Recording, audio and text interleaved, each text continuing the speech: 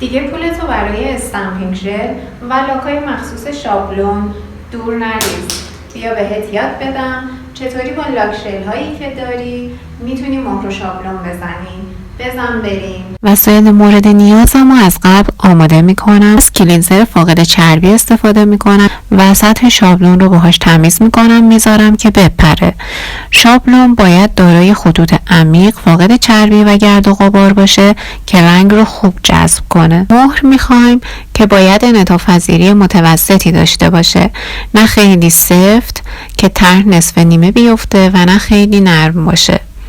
برای از بین بردن چربی سطح مهر اون رو بافر میکشیم که مات بشه و با چسب نواری گرد و غبارش رو میگیریم. توی پک مهر یه کارت هایی هستش برای پخش رنگ روی شابلون. اگه اونها رو هم نداشتیم میتونیم از کارت های ویزیت محکم یا کارت های بانکی استفاده بکنیم، به شرطی که لبش صاف باشه و اگه صاف نبود با سوهان دستی اول لبش رو صاف میکنیم. لاک ژل و قلم سیلیکونی، مویی، قلم داتی یا هر وسیله‌ای که فقط بتونیم رنگ رو با کلینزر ترکیب بکنیم و یک عدد ناخن لازم داریم که میتونه ناخن مشتری باشه یا پالت طراحی که بتونیم طرح رو روش برگردونیم. یک قطره لاک ژل و یک قطره کلینزر میریزم روی پالت با قلم سیلیکونی.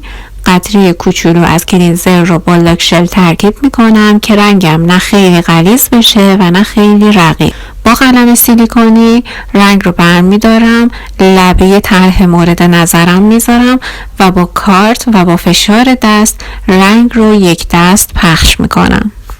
با مهرم و با فشار دست طرح رو خیلی سریع از روی شابلون برمیدارم و به همین ظرافتی که میبینید روی مهر برمیگرده و اونو 10 ثانیه داخل دستگاه یووی خشک میکنم. اگه جایش طرح اضافه‌ای بود اضافی‌ها رو با چسب نواری میگیرم. هیچ وقت مهرم رو با کلینزر و استون تمیز نمی کنم چون از بین میره. من از قبل رنگ زمینه پالتم رو زدم و لاکم نوچی داره. مهرم هم که آماده است. حالا میخوام با فشار دست طرح رو روی پالت برگردونم. به همین زیبایی و ظرافتی که میبینید میتونیم مهر و شابلون رو با لاک ژل و بدون استفاده از استمپینگ ژل انجام بدیم. و در نهایت هم تاپ کات میزنم و میذارم داخل یووی که 60 ثانیه خشک بشه. امیدوارم که این آموزش براتون مفید بوده باشه و برای آموزش های بیشتر پیجم رو دنبال کنید و حتما نکات داخل کپشن رو بخونید. یادتون نره.